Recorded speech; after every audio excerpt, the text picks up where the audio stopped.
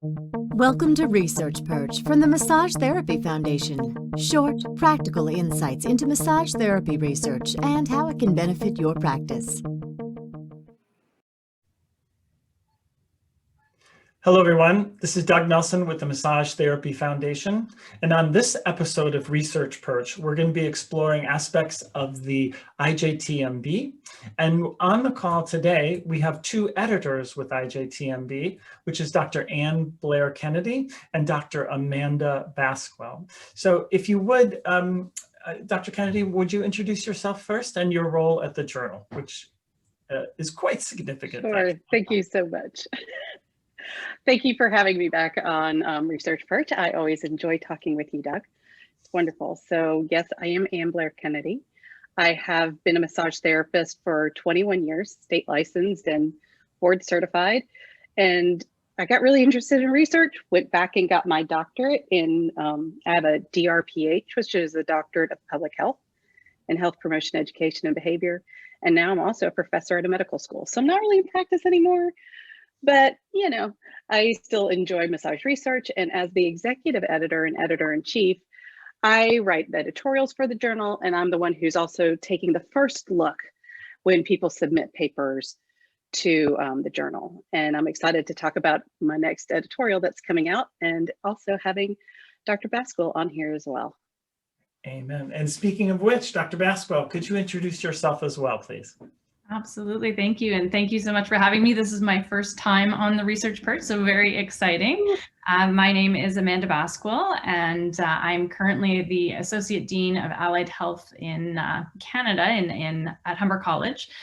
But my background is in massage therapy. And so I graduated as a massage therapist in 2003. And similar to Blair Kennedy, through my profession and my experience, I became very interested in research and went on to pursue my PhD in health research methodology at McMaster University. And all throughout that time, I was always looking at the IJTMB as it grew and developed, and then eventually was able to become part of it as a section editor. And so I am the section editor for both the education and practice sections. And also I'm very excited about this upcoming editorial, because I'm hoping that it will increase my workload and I'll have many more articles to be reviewing. So very excited for the conversation today. Awesome. Well, on behalf of the profession, if I may, let me just thank both of you for the enormous contribution that you've made. It's just really cool to see both of you coming out of the, the tradition, the discipline of massage therapy, and then, continuing to pursue academic pursuits and then giving back to the profession. So thank you so much. And, Dr. Baskwill, you mentioned just about your sections, but, for everybody, let's be clear, what sections are there in the journal? And Dr. Kennedy, you want to address that? Sure thing. So our sections that we include and that we take papers in, we have a research section, which is where we get most of the submissions to the journal. We also have commentaries, which are people really giving an evidence-based discussion around a topic of the day, or something that's really important to the massage therapy profession. We also have editorials that the editorial team will write, but then we have our other two sections, which are research and practice. So really thinking about massage therapy education, both pre-licensure, pre-clinical time, and then also continuing education. What does that look like? Yeah. And practice is throughout the life of the practice. That's where case reports go. So that's sometimes where a lot of people start writing, and their academic writing is around a case report, and those go into our practice section. Yeah. And Dr. Baskwill, those are the two sections that you're actually running, which is the educational section and the practice section. Is that right? Correct. Yes. Yes. Yeah. Those are the two I'm responsible for. It's interesting. And so what I'm hearing is, and as somebody who looks quite often at what's being published in the journal just as a resource, most of the articles do seem to be in the research section, which are somewhat understandable. But certainly as a practicing therapist, that the practice section, is heart and soul to those of us who are working in the clinic every day. And on the educational side as well, I was working on an article on behalf of the foundation, and so I've spent the last couple of weeks digging around in the research literature. One of the things that I've noticed is, oh my goodness, the number of articles published on kind of the response to COVID and in kind of multiple domains. So Amanda, have you seen that? Have you seen submissions about that to IJTMB? Not yet. No, surprisingly, we haven't seen anything submitted in the practice or the education sections related to massage therapist response and practice to COVID and how that's changed what they've had to do or how they've responded.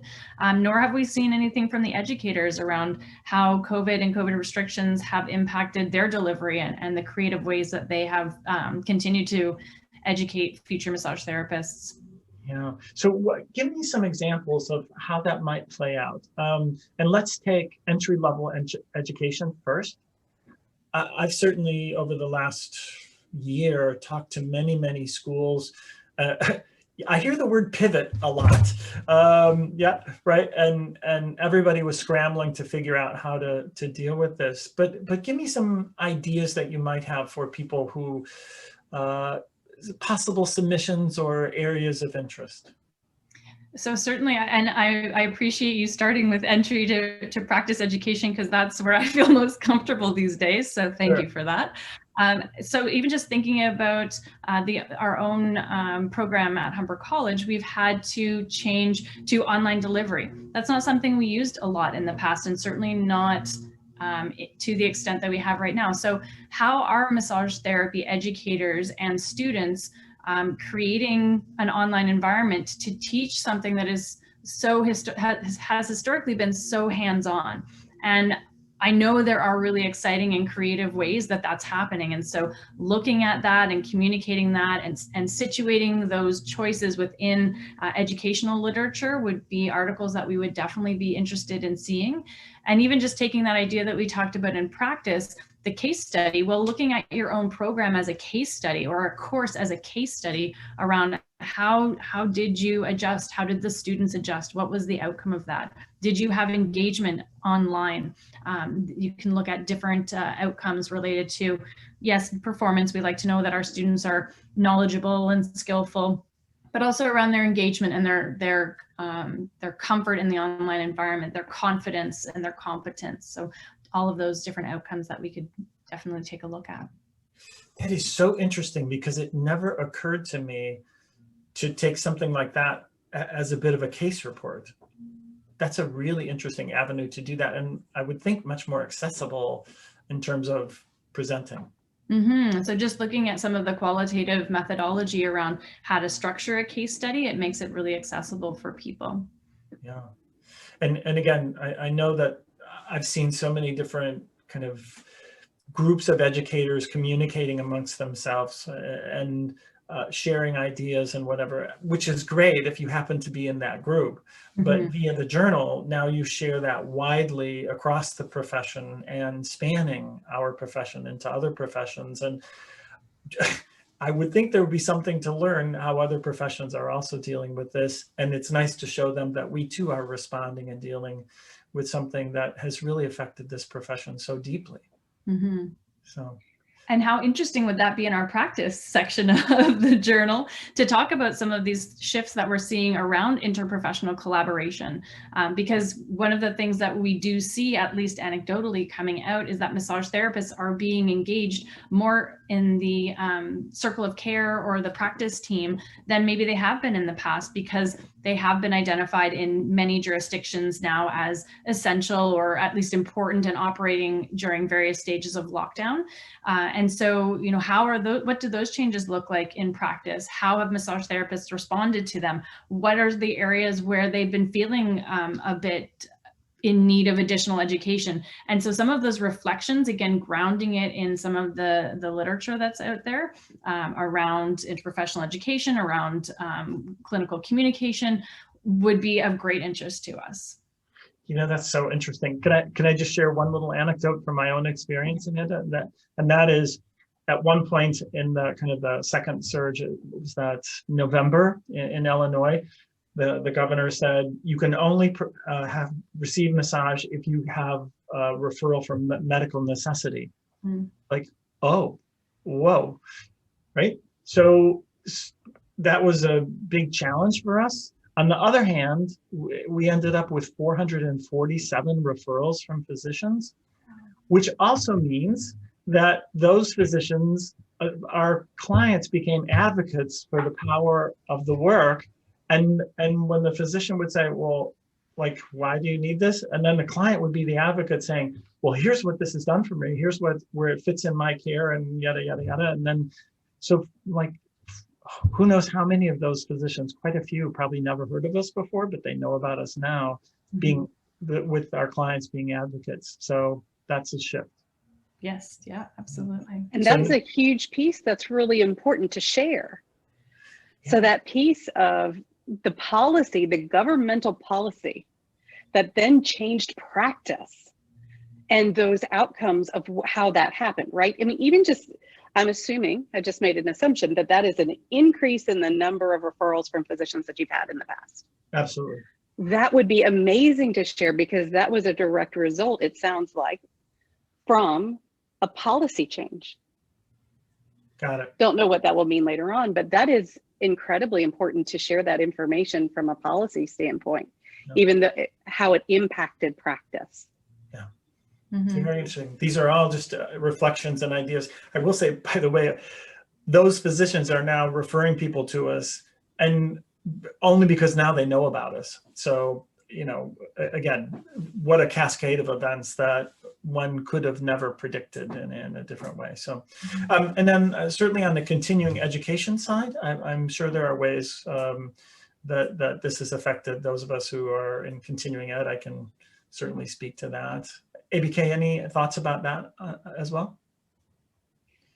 Just in the shift in delivery and how things have moved for us to be able to have to maintain licensure, and how different states may have addressed that issue, especially those that might have had more stringent requirements, not in hours, but in the extent of, did they even allow online continuing education, and were there anything put into place that allowed that to happen for states that might not have allowed it in the past? Yeah.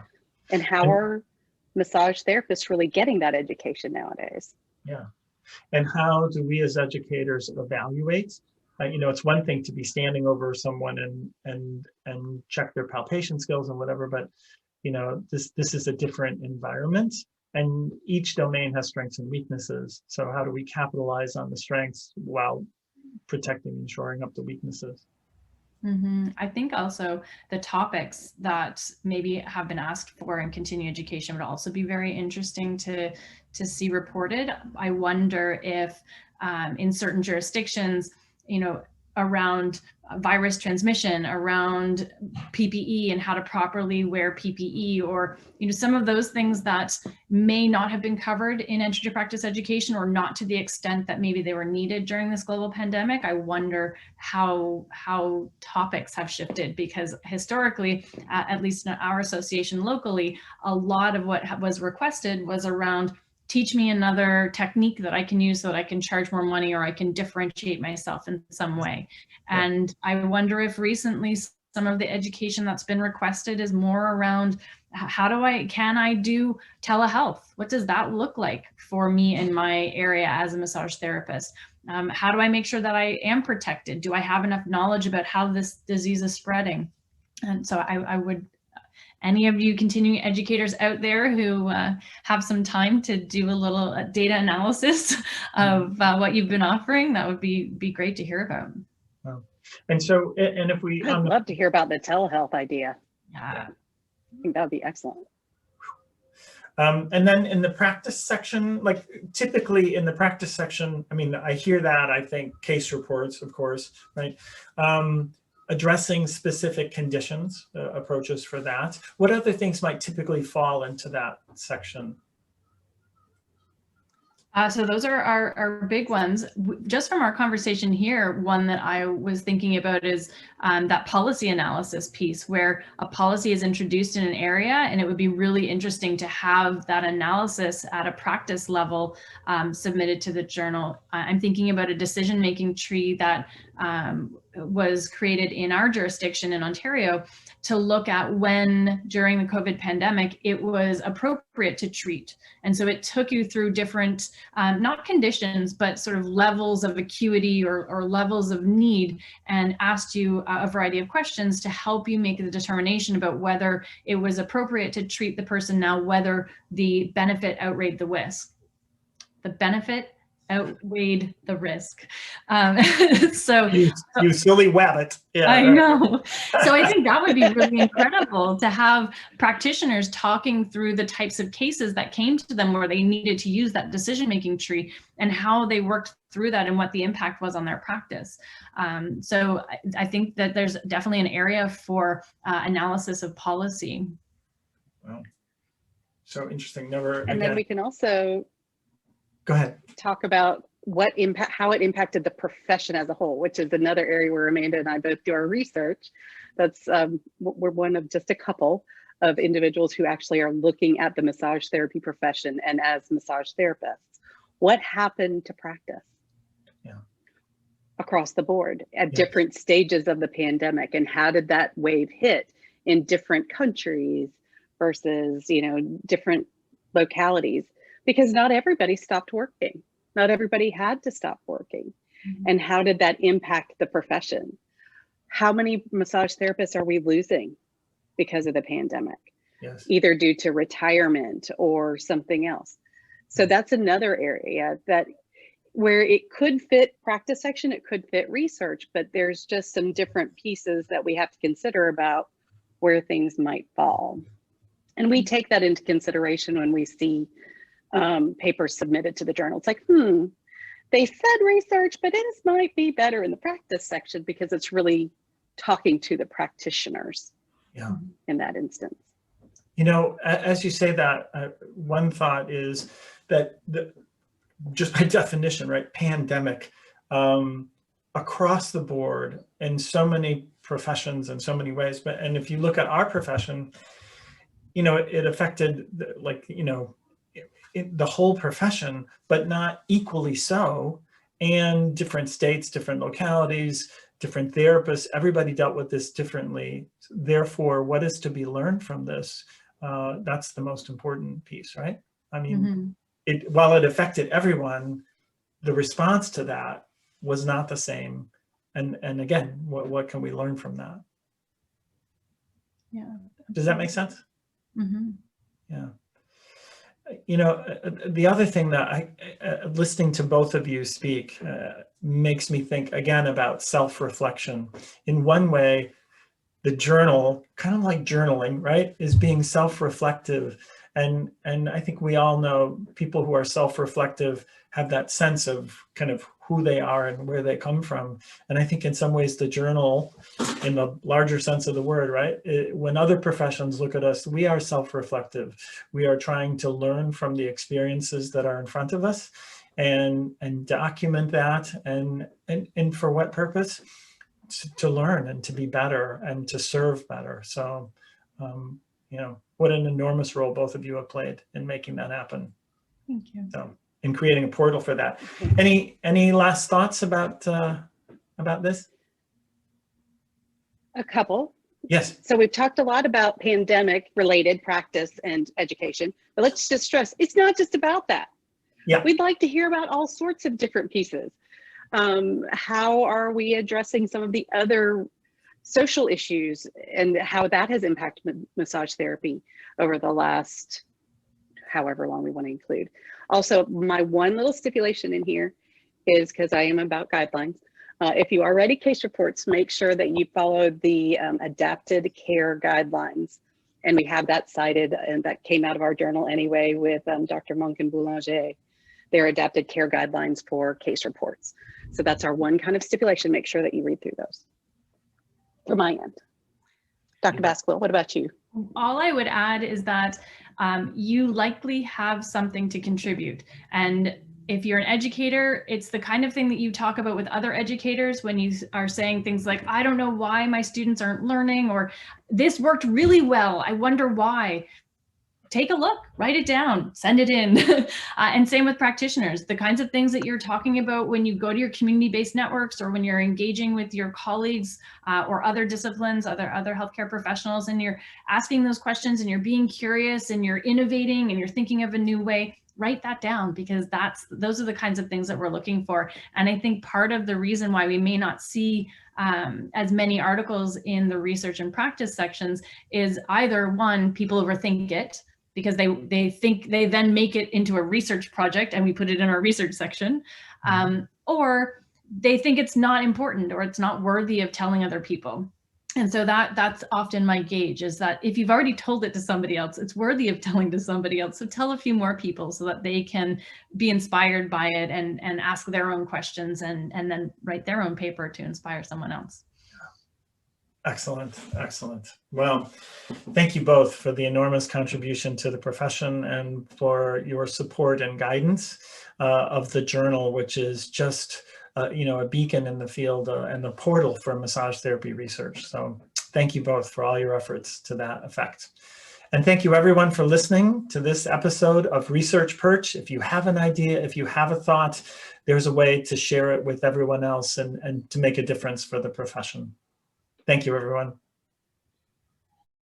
If you enjoyed this podcast, please consider donating to the Massage Therapy Foundation so that we can continue to bring you this and many other resources to increase your knowledge and improve your practice. Thank you.